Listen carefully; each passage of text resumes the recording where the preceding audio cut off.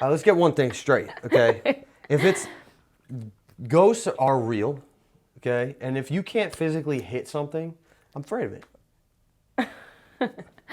That is scary. I agree with you. Think about but it. I don't know if I believe in them or I don't. It's kind of like unknown. Listen, when I was looking for houses, okay, my first question every time was, did someone die here and is it haunted?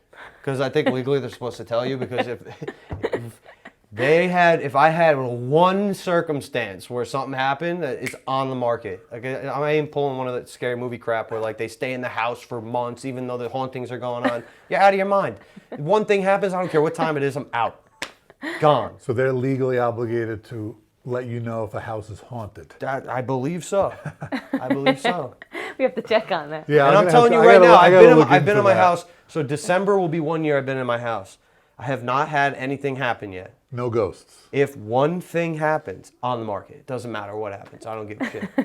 Wait, but you have to tell them about the story that you told me with your mom. Oh, so my mom and my brother are very like in tune with ghosts. Like they see them all the time. Me and my dad don't see anything.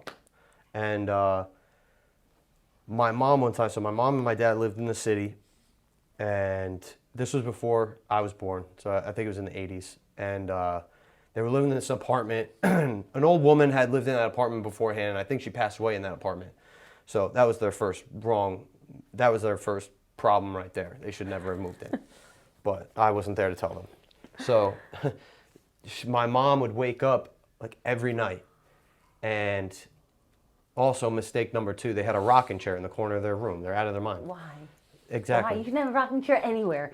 Out of their house. mind. So she would wake up in the middle of the night at the same time every night. I don't remember what time it was, but usually like the witching hours, like 3 a.m. or something like that. So she would wake up in the middle of the night, and there'd be an old woman rocking in the rocking chair. And she would be like, when you wake up and you see something like that, like you're frozen. Like you can't do anything. You're just frozen in fear. So like that went on for a while, and eventually she just worked up the courage to finally, like one night she woke up, lady was rocking in the rocking chair, and she worked up the courage to say, "What do you want?" And all she did was point to the closet. And I'm getting chills right now. And I'm like, Me too. And she obviously didn't say anything else. She was like, God damn, I gotta go back to sleep. So she went back to sleep. The next morning, my dad goes to work, and she's like rummaging in the closet, like trying to find out like why the hell is she pointing in the closet. And she found like a hidden compartment in the closet, and in the compartment was just like a container of all silverware, like old silverware. And on the silverware, they had the initial T on it. And that's our initial T, the last name, Trizano. And I think the old woman wanted my mom to have the silverware because it had our initials on it. And I guess she wanted someone to have it because it was left there. And I'm pretty sure the woman that lived there beforehand, her last name started with T. And my mom still has silverware to this day. Why? Wow. Crazy.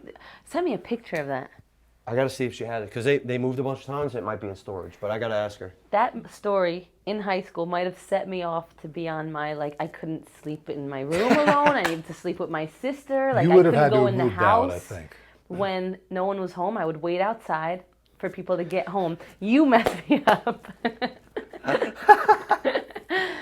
Oh man. My God.